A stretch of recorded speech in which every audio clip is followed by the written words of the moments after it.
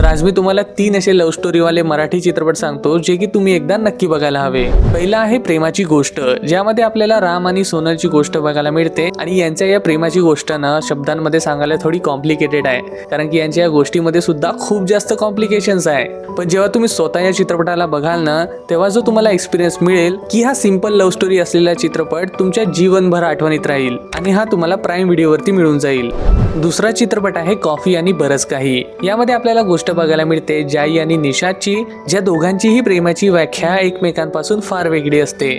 पण कधी कधी कॉफी पित असताना काही कन्व्हर्सेशन्समुळे, चर्चांमुळे त्यांच्या दोघांमध्येही एकमेकाप्रती प्रेम भावना उत्पन्न होतात, पण ते कधी एकमेकांना सांगत नाही। आता ते का बरं आणि काय शेवटपर्यंत हे दोघं आपलं प्रेम व्यक्त करतील की नाही, हे सर्व जाणून घ्यासाठी तुम्हाला हा चित्रपट बघावा लागतो, जो की अतिशय सुंदर आणि चांगला चित्रपट आहे। तुम्हाला नक्की आवडेल आणि हा चित्रपट तुम्ही जिओ हॉटस्टार वरती बघू शकता।